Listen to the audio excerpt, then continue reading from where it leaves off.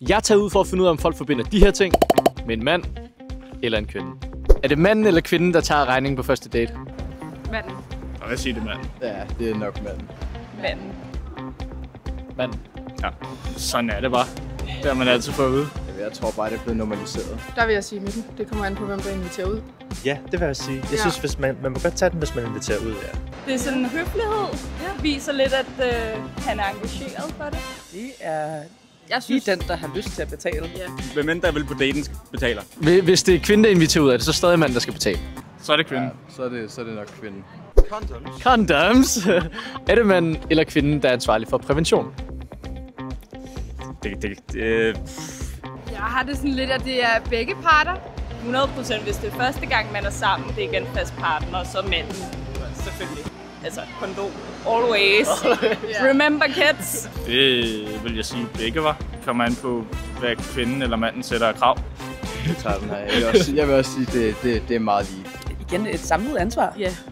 Begge køn, køb nu bare kondom. Det vil fandme være ærgerligt, hvis ingen har. Ja. Og især køb et fucking P3-kondom, okay? Ja. Du scorer med det her. Ja.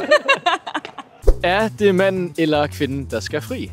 Det er manden. Ja, 100%. Det er manden. Yeah. Vi har lige siddet der og haft samtalen, faktisk. Er det rigtigt? Ja. Det er 100% manden. Ja. Er det ikke sådan en tradition? Er det ikke sådan en del af det, at det altid er manden, der gør det? Altså, jeg synes, det er nice, at kvinder frier til mænd. Altså, jeg går all in for ligestilling. Men jeg synes bare mere, det er mandens job. Har du lyst til at fri til nogen, så synes jeg, du skal gøre det. Jeg synes, det er en fjollet begrænsning at sætte på sig selv, at gøre det til et kønnet spørgsmål. Hvem har ikke lyst til at blive spurgt? Hvem har ikke lyst til at få lov til at sådan... Altså, hvis det er noget, du virkelig gerne vil, så skal man da gøre det.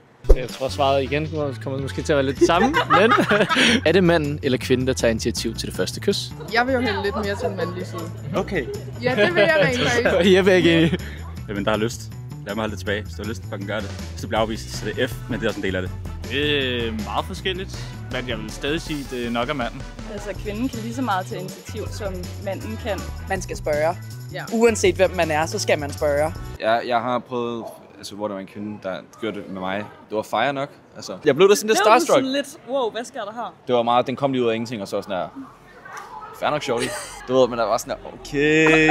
Du ved, hey, shorty. Altså, Er det manden eller kvinden, der skal skrive først? Igen, hvem der har lyst. Ja. Jeg synes, at det er en fjollet tankegang, at det er et køn, der skal gøre det. Begge. Helt ærligt. Jeg skriver for eksempel også først nogle gange. Jeg synes jo, at kvinder godt lige kan tage sig lidt sammen først. Det er ret nice.